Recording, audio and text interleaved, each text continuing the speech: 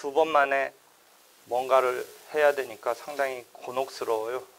여러분이 그냥 이미 공부를 차분히 했던 것을 그대로 이어가서 이번 시험 봐야 되는 학생이면 1월달 가서 그냥 보면 되지 않을까 싶은데, 실제 민사법 문제로도 크게 한 문제가 나오는 형태, 그게 굳어지지는 않았어요. 원래는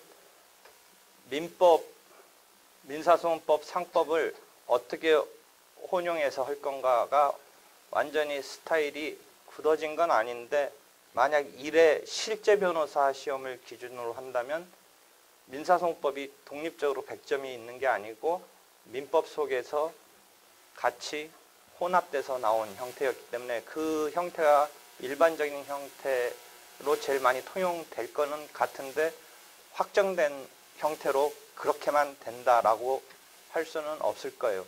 예컨대 요번 모의 시험인가 한번 봤더니 상법 문제가 민법, 민사소송법하고 섞여서도 나왔던 이런 상황도 있으니까, 여러분이 상법은 거의 독립적으로 100점 문제로 나온다라는 틀이 만약 모의 시험 요번 거를 보면 꼭 그렇지도 않다라는 걸 볼 수 있기 때문에, 그 점에 있어서 어떤 확립된 기준이 딱 자리 잡았기 때문에 그거다라고 예상은 해야겠지만, 할 수 있겠지만 아닐 수도 있다라는 걸 이해하세요. 그렇지만 어떤 것을 물어보는지는 대충 지금 틀은 여러 가지 물어볼 수 있지만 잡아본다면 내가 보니까 한 3가지 틀을 일단 의식하면 될 것 같아요. 첫 번째 틀은 일단 의미 있는 사실관계를 제시하고서 거기서 누가, 주로 이제 피고를 어떻게 삼을 것인가가 주 쟁점이 되는데, 누가 누구에게 어떠한 청구를 할 것인가를 묻는 거예요. 이게 기록형에서는 당사자와 청구 취지, 그것을 뒷받침하는 청구 원인, 그것으로 나타나는데, 누가 누구에게 어떠한 청구를 할 것인가, 이런 틀을 물어보는 거예요. 그러니까 당사자를 어떻게 삼고 그 다음에 어떠한 청구를 구성해서 할 것인가 라는 점을 묻는 것이죠. 그래서 실제 문제 형태를 보니까 첫 번째 예가 이번 실제 1회 문제인데, 누구를 상대로 어떤 소송을 제기해야 한다고 답변하는 것이 적절한가, 변호사가 상담을 받고 임대 보증금을 반환받을 수 있도록 하려면 병이 실질적으로, 병이 임대 보증금을 실제 사안은 여러분이 지금 내가 그 한 문제 한 문제를 다 해설할 수 없고, 또 기출문제니까 이미 공부가 되어 있을 것 같아서 지금 그 실제 문제를 하나하나 같이 푸는 방법은 안 하고, 이 문제를 봤던 이미지를 잘 기억해 보세요. 병이 보통은 어떤 상황이 계속 세팅이 되냐면 실제 있을 수 있는 상황이에요. 돈을 빌려줬다가 또는 무슨 채권이 있는데 채무자가 변변한 재산이 없기 때문에 채무자의 임대차 보증금을 양수받는 사례가 실제 빈번하게 있어요. 실제로도. 그러니까 채무자가 목돈이 될 만한 것은 보통은 보증금은 그래도 생존을 위해서 집을 빌려가지고 살고 있으니까 목돈의 보증금이 있을 확률이 있으니까 그 채무자에 대해서 채권이 있는 자는 그 보증금을 양수받는 이런 형태가 실제 있고, 시험 문제에서도 자주 나와요. 그러니까 양수금. 그래서 실제 조금 다시 이야기를 빠져나간다면 양수금의 어떤 청구에 대한 청구 원인 사실을 어떻게 구성해서 할 것인가 등등은 그 하나 또 독립된 문제일 수가 있어요. 그래서 양수금 청구에 대한 청구 원인 사실, 그 다음에 양수금 청구에서 자주 등장하는 예상되는 항변, 이 틀을 머릿속에 이미 익히고 있어야 돼요. 그래서 요건사실, 연수원 요건사실 책을 보든지 제 책을 보든지 양수금 파트에 가서 보면 양수금 청구를 하기 위한 청구 원인 사실, 양수금 청구에서 예상되는 항변, 요 틀을 한 번쯤 확인하고 있으면 이런 문제가 등장했을 때 그냥 자기가 스스로 따지는 것보다 그런 공방이 펼쳐지겠다라고 예상을 하면서 보면 훨씬 수월하게 접근을 할 수 있어요. 다시 돌아와서 이 케이스에서는 아마 제 생각에 병이 보증금을 양수받았는데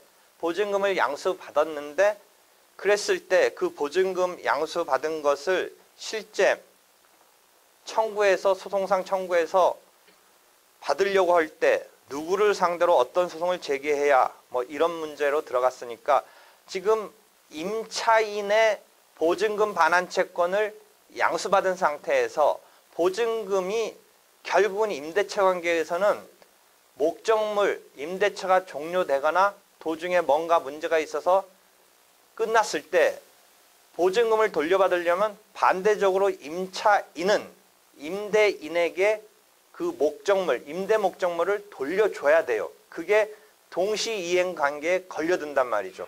그게 동시이행 관계에 걸려드니까 보증금만 자기가 받겠다라고 하는 주장으로서는 자기 스스로 할 수 있지만 결국 어디서 막히냐면 임대인 입장에서는 네가 임대차 관계가 종료된 상태로서 또는 도중에 막을 내린 상태에서 내가 보증금을 너한테 주기 위해서는 너도 임대 목적물을 나한테 반환해야 된다라는 그런 상황이 분명히 전개되리라고 예상할 수 있어요.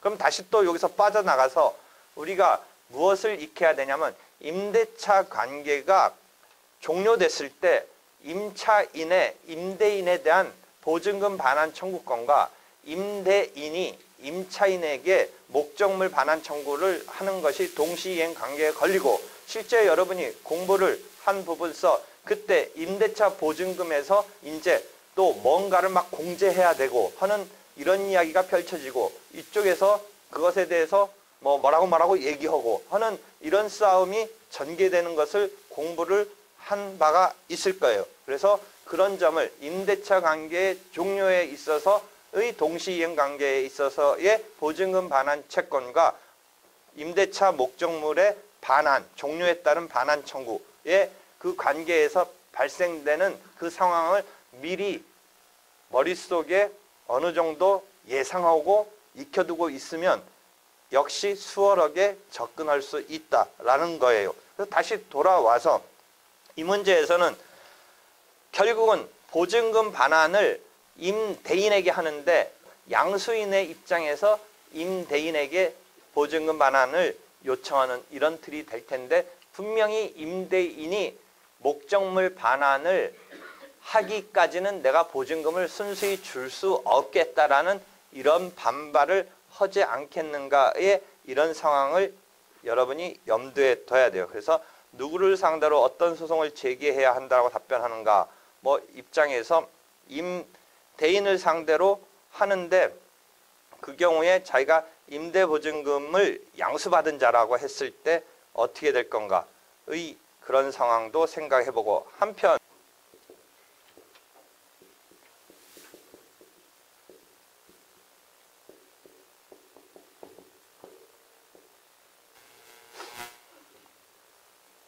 아직 채권자 대리 소송까지를 두 개를 같이 그리면 여기서는 힘들 것 같으니까 일단 지금 좀 아까 같은 사건은 누가 갑이 원고가 돼서 병한테 양수금 청구를 해야 되는데 이 양수금 청구가 결국은 보증금 반환 채권을 양수받은 것이니까 이것을 청구함에 있어서는 뭐가 걸려 있냐면 목적물을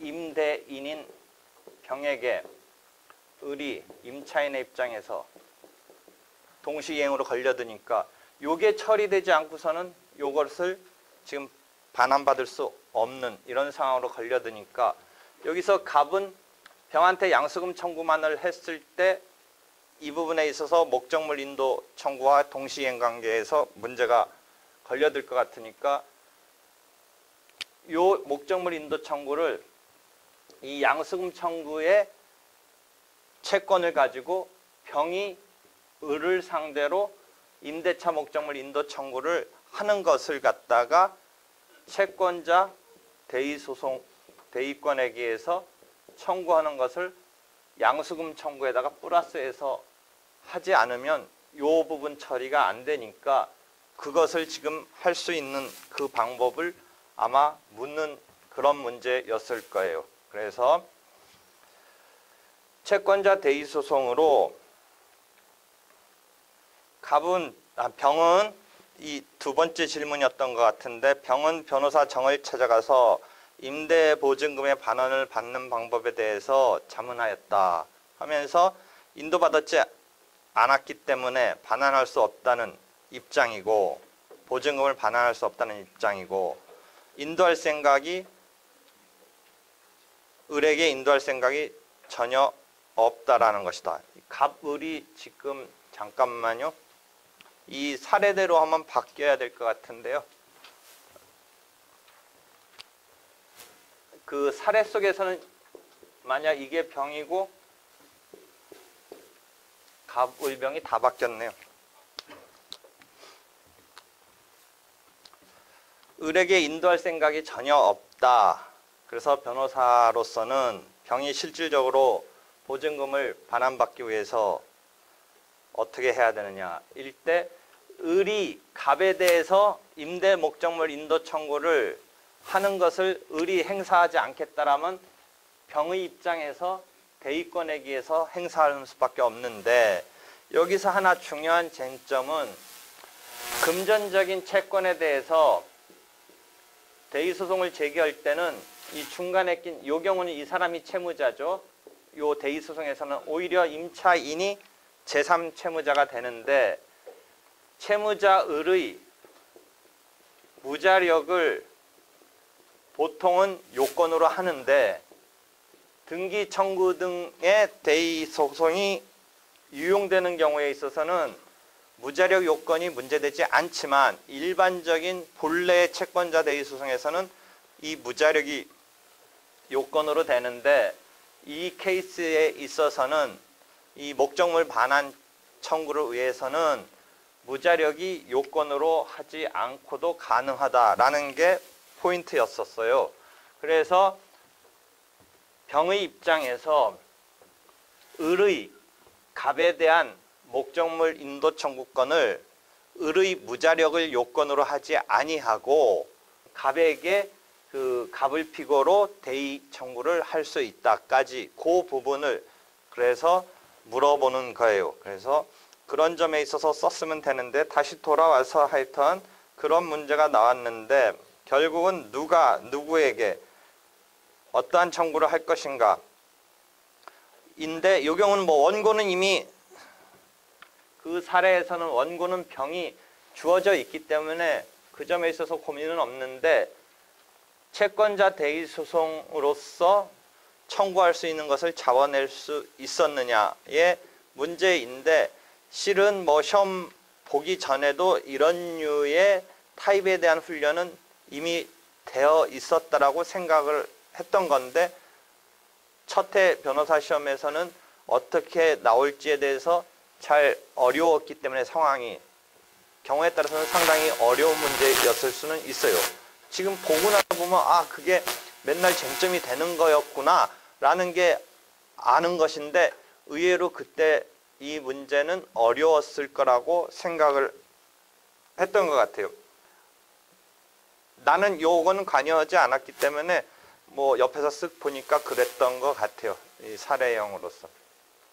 이게 조금 더 어렵게 나가면 여러분이 내 기록형 같은 데서 어떻게 하냐면, 기록형 내 책에 그대로 이 문제가 있었는데 어떤 식으로까지 해놨냐면, 무자력을 갖고 서로 막 공방을 펼치는 걸 상황 설정을 했어요. 기록형 문제를 실제 시험 문제 말고 내가 연습책에 보면 그 그림에서 보면 처음에 갑병을 잘못 그려놔서 헷갈리지만 다시 지워버릴게요. 을의 무자력이 마치 논란이 되는 것을 설정한 그런 연습 문제가 기록형에 있어요. 그래서 똑같은 이런 쟁점인데, 실은 그렇게 했는데 그게 함정이에요. 나중에 을이 막 자력이 없다라고 하면서 을의 재산을 갖다가 막 파헤치면서 이 사람 지금 거의 재산이 없다 막 그래서 나 이렇게 해야 된다라고 세팅을 했는데 결국은 그 쟁점은 문제될 게 없다가 쟁점이기 때문에 거기에 빠져들었다가는 잘못하다 이게 무자력인지 아닌지 막 그것을 갖다가 플러스 마이너스 재산을 대조해보고 이 사람의 지금 재산 상태가 막 그 주위에서 물어봤더니 엉망진창이다 아니다 막 이런 것을 기록에다 막 투입을 해서 빠뜨렸는데 실은 그 점은 그냥 무시해도 되는 이런 류의 문제가 실은 있었어요, 기록형에. 근데 하여튼 그리고 기록형 아니더라도 교과서적인 평면적인 문장으로는 무진장 보는 문장인데 과연 이런 상황이 그거였는지 딱 그 문제를 보고서는 잡아내기가 뭐 쉬웠을까 어려웠을까 했을 때 뭐 한번 그게 안 보이면 못 볼 수도 있었던 그런 상황의 문제였어요. 그래서 그런 점에 있어서 여기서 일단 누가 누구에게 무엇을인데 주로 그러니까 대의소송에서 물어보는 타입에서 당사자를 포착하는 게 어렵죠. 그냥 뻔한 당사자면 누구를 상대로 하느냐가 뭐 그리 뭐 물어보는 질문으로 나가지도 않겠죠. 그러니까 대의소송 형태 등에 있어서 이런 것을 물어보는 거죠. 한편 이제 누구를 당사자로 할 것이냐까지를 우리가 포착을 하면 그 다음 문제로 뭐로 들어가냐면 그 당사자가 당사자 능력이 있겠느냐, 그 당사자가 당사자 적격이 있겠느냐 이런 것을 물어보는 문제로 계속 들어가요. 실제 모의시험 등에서 계속 당사자 능력과 당사자 적격을 묻는 문제가 나오고 있어요. 여러분이 그 다음에 민사소송법에서는 당사자에 관한 자격증에 소송 능력에 관한 그런 자격이 등장하지만 실제 시험 문제에서는 소송 능력이 지금 본격적으로 물어본 것은 없는 것 같고 다만 소송 능력은 어디서 이제 물어보는 식으로 등장하냐면 기록형에서 원고든 피고든 미성년자라면 법정 대리인 쓰는 법을 물어보지 않을까. 그러니까 소장에 원고든 피고든 당사자로서 미성년자 등이 등장한다면 어떤 여러분이 주민등록이나 아니면 그 생년월일을 파악할 수 있는 뭐 그런 문제가 제시되면서 미성년자라고 한다면 당사자로서 미성년자이니까 그 법정 대리인으로서 친권자 부 그다음에 뭐 누구가 반드시 당사자 다음에 필수적 소장의 기재사항으로서 등장해야 된다라는 것을 기재례적으로 물어볼 가능성도 있는 거예요. 그래서 아직 그런 문제까지는 안 나갔고 지금 당사자 기재례적인 측면은 법정 대리인까지는 등장하지 않고 소송 대리인이 등장하는 건데 소송 대리인도 개인 변호사가 등장하는 거와 이번에 모의 문제는 법무법인이 등장하는 기재례를 쓰도록 하는 거가 한번 나왔죠. 그러니까 법무법인으로서의 소송 대리인이 등장하는 기재례를 봤는데 그 다음에 소송 대리인의 어떤 기재 그 자체 다음에 법정 대리인까지 쓰는 류의 상황이 뭐 혹시 물어보려면 물어볼 수는 있다. 아직 거기까지는 안 갔는데 그런 점을 이해하세요. 그 다음에 그 당사자 능력과 당사자 적격이 문제되는 류의 상황은 좀 이따 다시 설명하도록 하고요. 그 다음에 똑같은 뭐 얘기지만 예컨 그 다음 예를 보니까 E는 을과 F에 대해서 어떠한 내용의 청구를 할 수 있는가. 이건 당사자는 이미 주어지고 있고 청구 그 자체를 묻는 문제네요. 그 다음에 E는 청구권을 보전하기 위해서 누구를 상대로 어떤 내용의 소를 제기할 수 있는지. 청구권을 보전한다. 즉 피보전하는 채권을 전제로 해서 채권자 대의소송을 염두에 뒀겠죠. 물론 피보전의 상황이 등장하는 것은 뭐 채권자 취소권도 등장할 수 있는데 예컨대 이 피보전을 전제로 채권자 대의권의 어떤 상황을 설정한 건데 변호사 시험에 두 번째 문제에서도 그런 타입이 실제 출제됐네요. 그래서 작년도 실제 시험 문제를 본다면 양수금을 알았었어야 되고 채권 양도를 알았었어야 되고 그다음에 채권자 대의소송을 알았었어야 되고 하는 뭐 이런 상황의 설정이 어느 사례에서든지 계속 등장한다라는 것도 알 수가 있어요. 그래서 일단 누가 누구에게 무엇을 청구할 것인지에 이런 문제가 사례형이든 특히 기록경에서도 이 부분이 문제가 된다. 반소장에서도 이 부분이 관건이 되는데 반소장 작성에서는 주의해야 되는 게 원고의 본소와의 관련성이 있다라는 것을 전제로 해서 반소가 들어가는, 피고 측이 다시 원고가 돼서 원래 본소의 원고를 상대로 들어가는 것이고, 민사소송법 269조, 270조, 71조가 반소에 관한 조문인데 그 주의할 것은 실제 관련성이 있는, 관련관계가 있는 것 자체를 뭐 쟁점으로 물어보지는 않을 것 같은데, 주의할 것은 당연히 본소에 대해서 반소를 낼 수 있느냐. 한번 모의 문제에 그런 게 있었어요. 반소로 낼 거냐, 피고 입장에서 뭔가 다시 원고를 타깃으로 자기의 어떤 권리를 주장하고자 할 때 본소에 대해서 별도의 소송으로 낼 거냐, 반소로 낼 거냐를 물어보면서 소장 내지는 반소장의 어떤 청구 취지를 어떻게 쓸 것이냐를 물어본 모의 문제가 한번 있었는데, 그때 반소로 내느냐 부분에서는 아까 말한 269조의 관련 관계가 등장해서 쟁점이 될 수는 있죠. 그러니까 본소에 대해서 전혀 관계없는, 관련 관계가 없는 경우라면 반소의 요건을 결여하기 때문에 반소로 낼 수는 없겠지요. 그 경우는 별도의 소송으로 내야 되겠죠. 한편 관련 관계가 있다고 하더라도 반소를 내는 데 있어서 주의해야 될 문제는 본소의 원고를 전제로 해서 반소가 들어가는 건데, 본소의 원고 이해의 사람까지를 반소를 염두에 뒀으면 그런 부분을 고려한 반소장을 쓰면 틀린 거예요.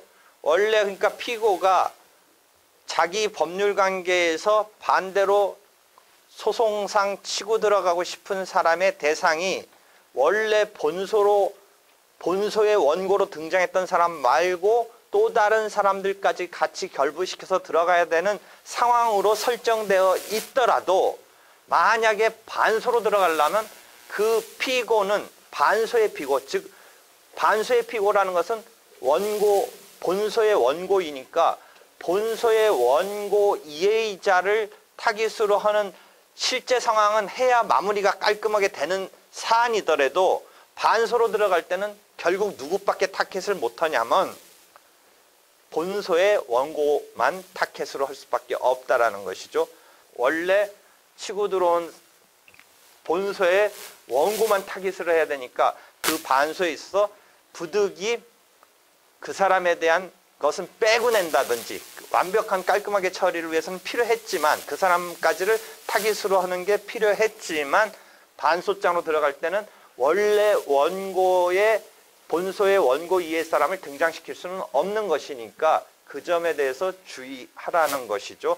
실제 모의 시험에서 요번에 그 점이 하나 수문 쟁점 비슷하게 등장을 했어요. 요번 기록형이 반소장 쓰라는 모의 시험 기록형이었기 때문에 그 점에 대해서 고려를 하고서 반소장을 작성했었어야 돼요. 어떻게 본다면 더 깔끔하고 완벽하게 처리하는 것은 나머지 등장할 수 있는 상황에서의 사람까지 등장시키는 게 제일 좋았던 것이었지만, 이번 반소장에는 그 사람을 등장시킬 수가 없었다는 것이죠. 무슨 상황인지 여기서 모의시험 강평 같은 것을 해줬어요? 이번? 그런 부분 이야기가 됐어요? 그렇게 이해하면 돼요. 그래서 이렇게 당사자에 관한 거와 누구를 상대로 어떤 내용의 소송을 할 건가, 이런 패턴의 문제가 기본적으로 하나의 패턴으로 볼 수 있다고, 당사자 능력과 당사자 적격은 좀 이따 다시 설명하도록 하고요. 두 번째 패턴은 제가 뭐 직접적으로 언급할 수 있는 부분은 아닌데, 방어 방법, 공격 방법을 둘러싼 공방, 이 점에 대해서 질문을 하는 거예요. 그래서 어떠한 법률상 주장을 할 수 있는가, 또는 실체법상 타당한 항변은 무엇인가. 변호사 시험에 계속 이런 질문이 들어갔잖아요. 그러니까 이거는 이제 일단 청구를 전제로 해서, 좀 아까 본 1번 타입의 청구를 전제로 해서 그 사람 사이에 어떠한 공방이 펼쳐질 건가를 이제 우리가 이야기를 하는 거예요. 그래서 이제 기록청에서는 뭐 예상되는 항변까지를 해서 소장을 쓴다든지 하는 형태로 나타나고, 일반 사례형에서는 뭐 그야말로 본격적인 이 쟁점이 되는 그런 것을 포착해가면서 공방을 펼치는, 그것을 써 내려가야겠죠. 그 다음에 그것에 따른 어떤 결론, 타당한 쪽에 손을 들어주는 이런 전개를 해 줘야겠죠. 그래서 이것은 이제 실체법적으로 여러분이 익힌 지식을 투영해서 사실관계에 그것을 갖다가 포섭해 가면서 설명 내지는 답안을 펼쳐 나가야 되는 거죠.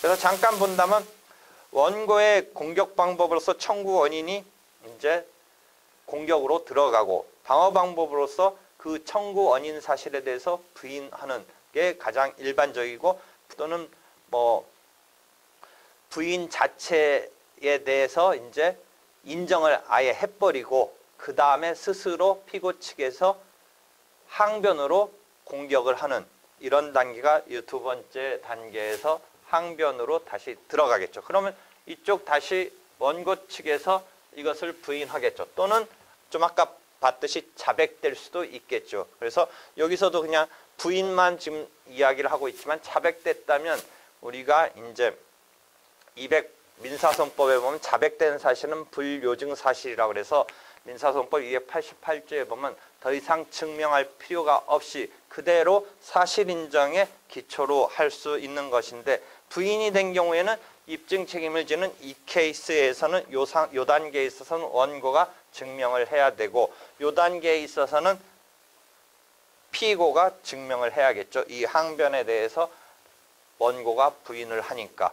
여기서도 역시 자백이 되면 불요증 사실로서 더 이상 증명할 필요가 없겠죠.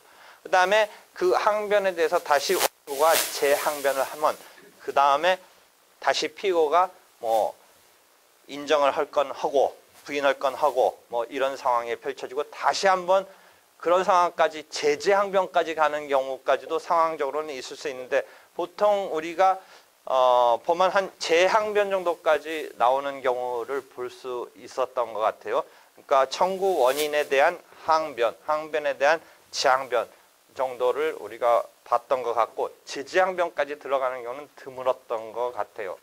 그래서 그러면 이런 것은 아까 말한 대로 요건 사실을 둘러싸고 등장하는 공방 과정을 미리 애초에 청구 유형에 따라서 내지는 분쟁 유형에 따라서 미리 숙지하고 있으면 그 범주에서 여러분이 미리 예상하고 볼 수는 있어요. 그렇지만 그게 오히려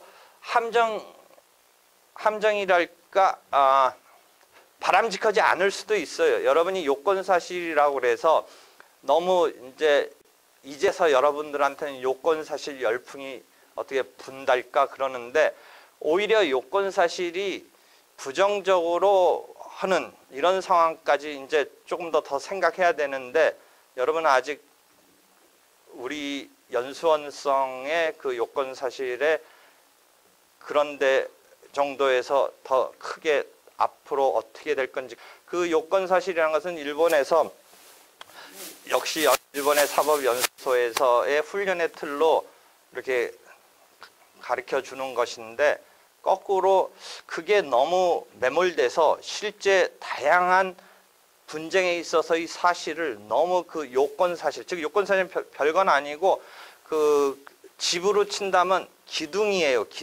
기둥을 해서 이렇게 지붕을 해서 최종적으로 나오는 권리를 뒷받침하는 기둥이라고 생각하면 되는데, 그 기둥 필요한 그 권리를 발생시키거나 또는 피고 입장에서 보면 권리를 소멸시키거나 하는 그것에 대한 기둥으로서 등장하는 뒷받침해 주는 건데, 그러면 세상에서 펼쳐지는 것은 다양한 어떤 사실관계가 꼭 그런 기둥으로 추려서만 볼 것이냐, 그러면 그 기둥으로 추려질 수 있는 요건 사실 이외의 사실은 의미가 없는 거냐, 꼭 그렇지 않다라는 건데, 모든 사실을 그 틀에 이렇게 맞춰가지고 나머지 사실은 의미 없는 것으로 다 잘라내는 식으로 처리하는 것에 대해서 부정적인 생각까지 이제 나아가고 있어요. 오히려 일본에서는. 근데 여러분은 아직 뭐 그런 단계까지 생각할 필요 없고, 그 주어진 사실관계에서 어떤 권리를 발생한다든지 또는 그것에 반대 국면에서 권리를 소멸시킨다든지 하는 것을 떠받치고 있는 개개의 기둥을 요건으로서 해서 사실로 보면 그게 요건사실이 되는 것인데 그 나머지 사실에 대해서는 사실은 가지치는 거예요. 그래서 그러면 기록형 시험 문제 같은 거에 답안 쓸 때 요건사실에 입각해서 딱 그것만 쓰느냐, 실제의 소송에서도 그러느냐 라고 했을 때, 그 다음에 그럼 더 나가서 그럼 요건사실 아닌 거 썼으면 잘못됐다고 할 거냐의 딜레마에 빠지는 거예요. 지금은 정답적으로 요건사실을 쓰라고 하는데 그래 요건사실을 안 썼을 때는 문제가 되겠지만 그 하나하나의 뒷받침하는 필요한 요건에 해당하는 사실이 서너 개가 만약 필요하다고 했을 때 그것을 짜맞추기 위해서는 그런 권리가 나오기 위해서는 서너 개의 그 요건사실을 충족한 것을 아주 기계적으로 산수적으로 딱 검토를 해서 나와야겠지만 그러면 그 요건사실 아닌 것을 말하는 게 뭐 그리 잘못이냐라는 생각을 나는 하게 된 거예요. 그래서 그 가리키고 그걸 테스트하긴 하지만 나는 벌써 그 다음 단계를 생각하니까 너무 이 획일적인 틀에 맞춰지는 거가 오히려 문제가 있을 수도 있다라는 것을 뭐 내 스스로 깨달았기보다는 그 벌써 그런 단계의 생각들을 하는 걸 보고 왔기 때문에 문제이긴 한데 지금 시험에서는 그 틀을 지금 요구하고 있어요. 하여튼 이런 공방의 과정을 주로 물어보는데 이게 실체법과 관련된 거고 만약 소송법에서는 이런 공격방어 방법이 예컨대 뭐 실기한 공격방어법으로 각하되느냐 그다음에 기판력에 의해서 차단돼서 다시 뭐 주장할 수 없는 공격방어 방법이겠느냐 뭐 그다음에 상계항변 같은 게 이제 특수한 항변으로서 뭐 소송법적인 쟁점이 도사리고 있긴 한데 주로 실체법적인 어떤 사실관계에 따른 어떤 공방을 포섭해서 여러분이 민법에서 배운 지식을 투입해서 풀어나가면 되는 문제죠. 그렇게 해서 그런 게 두 번째 타입이라고 볼 수 있고요.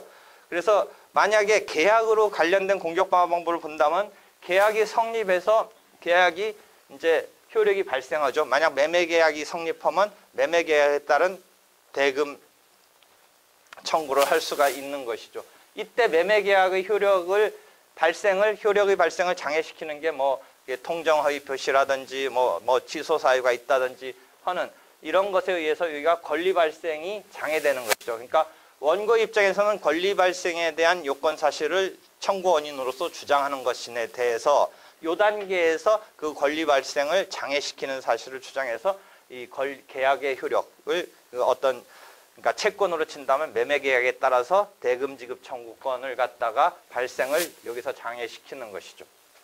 그래서 그 이제 효력이 발생한 다음에 행사하려는데 이 단계에서 이것을 저지시키는 게 예컨대 뭐 유치권의 항변이라든지 동시이행 항변이라든지 이런 것이 있을 수 있죠.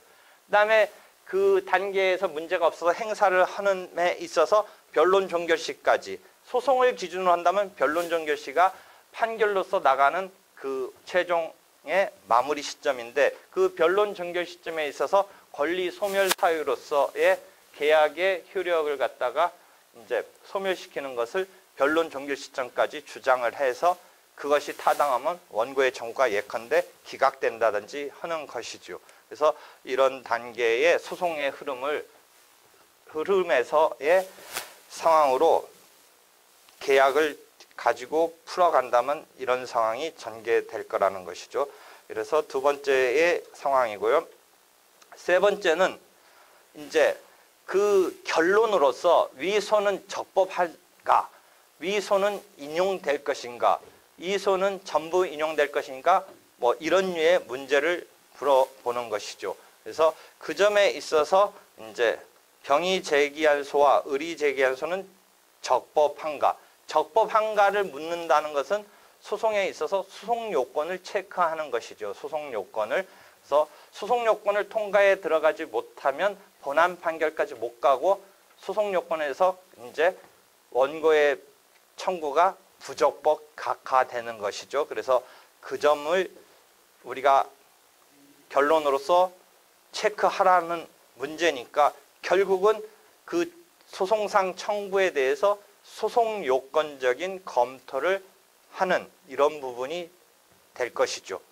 그다음에 계속 적법한가 물어봤네요. 1회 변호사 시험에서 계속 나왔네요. 적법한가. 그 다음에 항소는 적법한가 계속 물어봤네요. 항소 요건을 통과해 들어가고 있는가 그것을 물어보는 것이죠. 그 다음에 가장 연수원적인 질문은 각 결론을 해서 보면 청구가 일부 인용될 것인가 뭐 이런 것 단계까지 물어보는 것이죠. 그래서 청구가 전부 인용될 것이냐 일부 인용될 것이냐 이런 상황의 질문이 변호사 시험에서도 실제 등장했네요.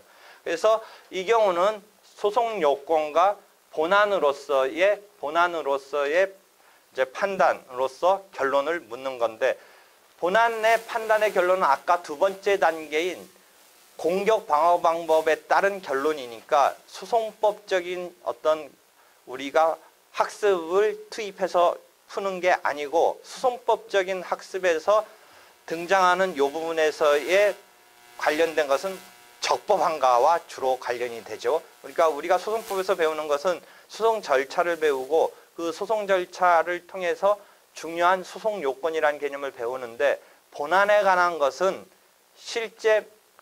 실체법, 민법, 상법의 공방의 지식을 투입한 거고 다만 그것을 증거법에서 사실 인정해서 그 개개의 공방을 아까 말한 대로 부인됐을 때 증거에 의해서 증명이 된다. 이럴 때 소송법적으로 배운 학습이 투입되긴 하지만 기본적으로 이 본안에 대한 것은 실체법에서의 지식을 갖다가 투입을 해서 결론을 내리는 것이죠. 실제 사실 인정 그 자체는 시험 문제로 출제하기가 쉽지가 않아요. 사실 인정은 어떻게 본다면 실제 실무에서는 오히려 이런 법리나 이런 거보다 사실 인정이 더 곤혹스럽고 중요한 거예요. 어떤 것에 어떤 뭐 법리를 적용하느냐 이전에 여러분이 판단자라고 생각해 보세요. 또는 어떤 주장을 하려고 해서 싸움을 걸 때 생각해 보세요. 그 어떤 사실관계가 이렇게 봐야 되느냐 그렇지 않으냐 이것 때문에 곤혹스럽지 그것만 확정된다면 거기에 어떤 결론이 적용을 해서 내려질 거에는 별반 문제되지 않는 이런 상황이 훨씬 우리가 맞닥뜨리는 곤혹스러운 상황에서 자주 우리가 생각할 수 있는 것이지 법리 그 자체가 A 어떤 입장을 취해야 되는지 B 입장을 취해야 되는지의 곤혹스러운 부분도 분명히 있겠지만 그런 것이 그리 대부분은 아닐 거라는 거죠. 오히려 대부분은 이 사실관계가 A로 되느냐 또는 B로 되느냐에서의 우리가 어떻게 이게 판단을 해야 되느냐 또는 이게 인정받을 것이냐의 그런 것에서 나오는 어떤 이 분쟁이지 그 사실이 확정된 다음부터 어떠한 법률에 적용을 해야 되느냐 부분서에 어려운 것은 그다지 많지 않을 것이라는 거죠. 그러니까 실제 중요한 것은 사실을 인정하는 것이고 그래서 증거법이 대단히 중요한 것임에도 불구하고 시험으로서는 물어보기가 쉽지는 않아요. 그러니까 시험에서는 그냥 우리가 민사법에서 공부한 그 자체의 어떤 증거법의 이론 등을 물어보는 거지 이것을 문제를 A로 인정될 수 있는 거 B로 인정될 수 있는 것을 상황을 설정해서 질문을 던진다. 라는 것 자체도 그냥 A라는 사실이 인정되면 하고서 주어질 수밖에 없지 내가 시험 문제에서 A라는 사실 인정을 할 수 있고 또는 반대의 사실 인정을 할 수 있고를 그 사실 인정을 하는 역량을 시험으로 테스트할 수는 없다라는 거죠. 그 역량을. 그렇잖아요. 지금 내가 말하려는 의도가 이해됐는지 모르겠는데 그러니까 그 점에 대해서는 그냥 기본 증거법 지식이 필요한 정도에서 우리가 학습을 하는 거지 사실 인정은 대단히 중요함에도 시험적으로는 테스트하기가 어렵다라는 거죠. 그럼 판결의 메커니즘을 다시 한번 보도록 해요.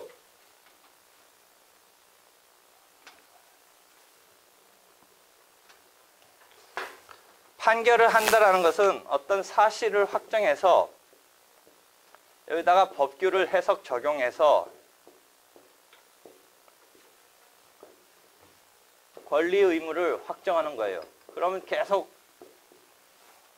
교과서적인 설명으로는 안 나오지만 결국 권리 의무를 확정해서 판결을 내려주는 거고 권리 의무를 확정하는 것이 결국 싸움의 분쟁의 상황이에요. 지금 분쟁이 일어났고 분쟁은 권리 의무를 확정해 줌으로써 이 분쟁이 마무리되는 거예요. 그래서 그 권리 의무를 확정하는 것이 판결을 통해서 확정해 주는 거예요. 물론 꼭 판결만으로 해결되는 건 아닌 여러 가지 다른 방법도 있다라고 하지만 우리는 주로 이제 판결 절차를 배우는 거죠. 그래서 이 판결을 통해서 권리 의무를 확정하는데 이 권리인 물건이면 물건, 예컨대 소유권, 예컨대 채권이면 채권, 뭐 금전지급 청구 이런 것에 대한 권리는 물건인자, 채권 이런 권리는 관념적으로 우리가 교과서적으로 만든 교과서에서 볼 수 있는 류의 관념적인 것이고 그것이 확정을 해줘서 네 거다, 너에게 그런 권리가 있다라는 것은 우리가 관념적인 것이니까 실체를 보면서 네 거다. 어떤 물건이라면 그 물건은 네가 지금 잡고 있다, 아니다 뭐 이런 식으로 실체를 보면서 얘기해 주는데 이 관념적인 것은 그럴 수 없기 때문에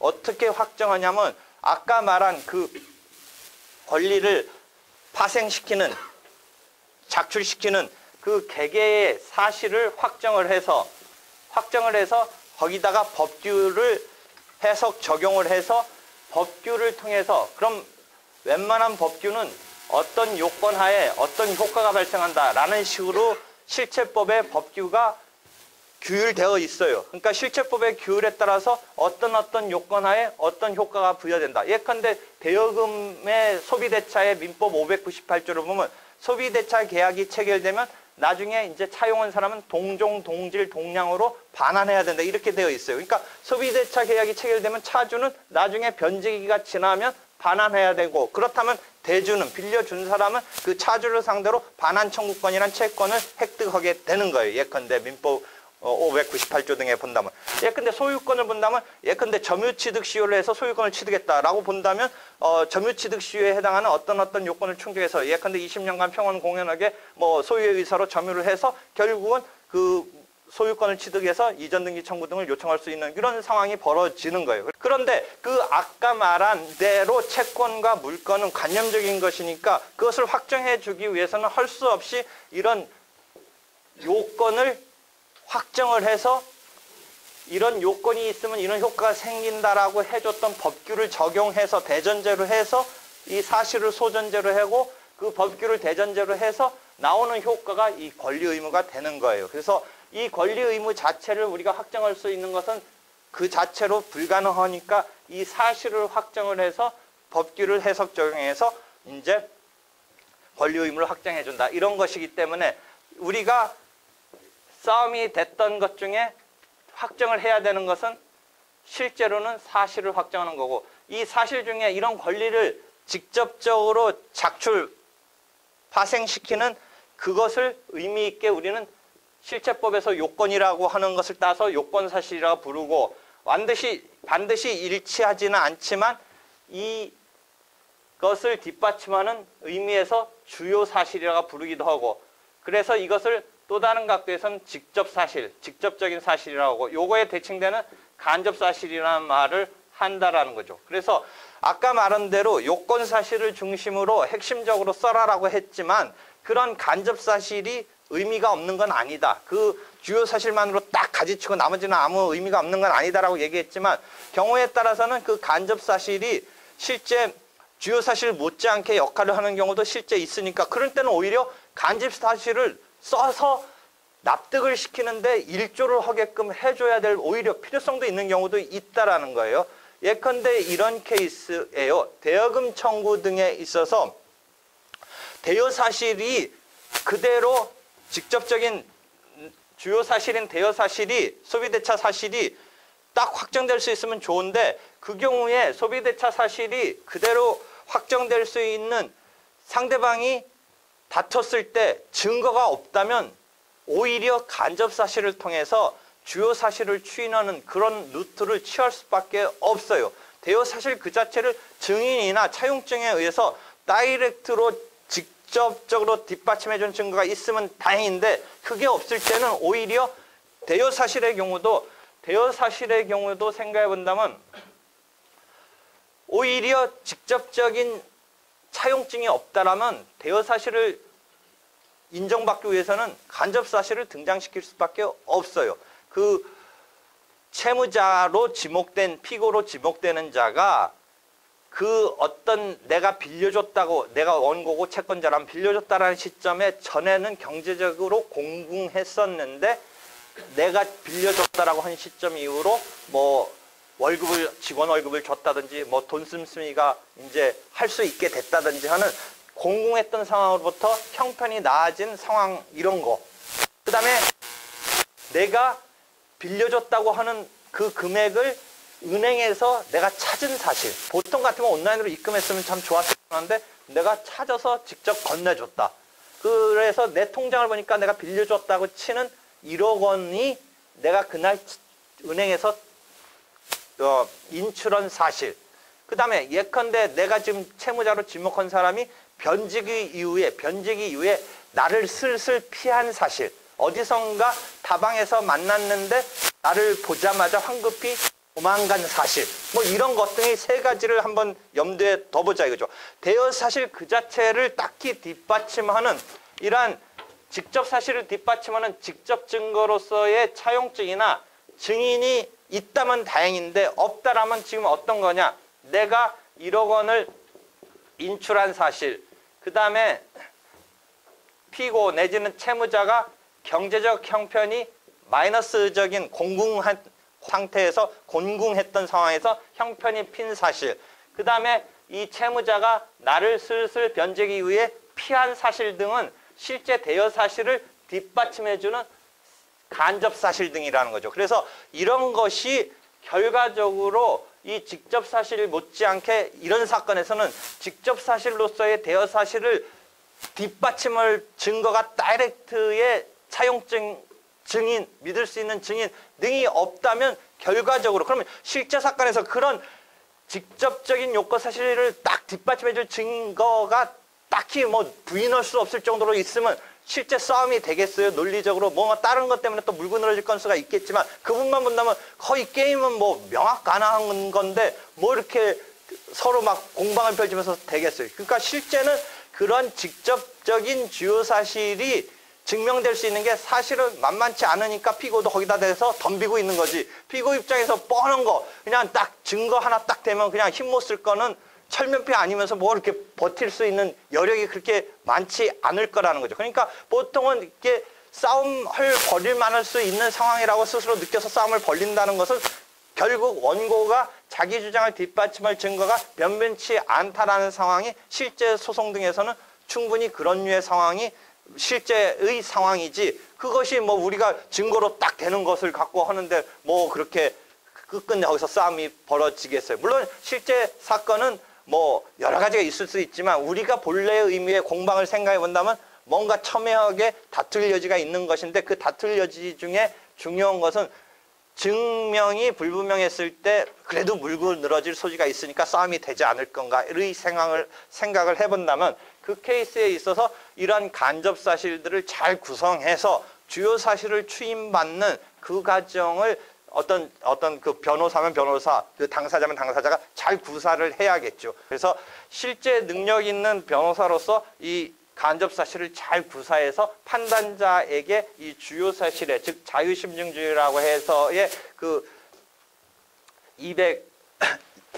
202조의 자유심증주의의 틀 속에서 법관이 합리적 논리적인 어떤 그 판단의 재량의 판단이지만 그 추론의 과정에 잘 작동시킬 수 있도록 이 구성을 해줘야 되는 것이죠. 그러니까 여러분이 변호사로서의 지금 로스쿨에서 훈련받는 것도 뭐 이렇게 기본 과목 익히느라고 뭐 바쁘긴 하지만 사실은 원래 신문에서 나오길 뭐예요? 다양한 백그라운드를 가진 여러분을 상대로 뭔가 여러 가지 훈련을 시키고 해서 뭐 좋은 변호사를 만들겠다는 취지인데 지금 뭐 3년 만에 그게 되는 게 쉽지 않네. 뭐 특성화를 어떻게 하냐. 원래의 아주 이상적인 세팅은 뭐였어요? 심리학도 배워야 되고 경제학도 배워야 되고 설득, 협상 뭐 이런 것을 해야 되고 통계적인 지식도 있어야 되고 그거 한번 생각해보세요. 판사를 설득함에 있어서 미국식의 배심주의를 채택하지는 우리는 민사사건은 아니지만 미국서의 배심주의를 생각해본다면 그 판사뿐만 아니라 누구를 설득해야 돼요? 그 일반 사람들 중에 뽑힌 그 판단자인 배심원을 설득을 해야 되니까 어떤 감성적으로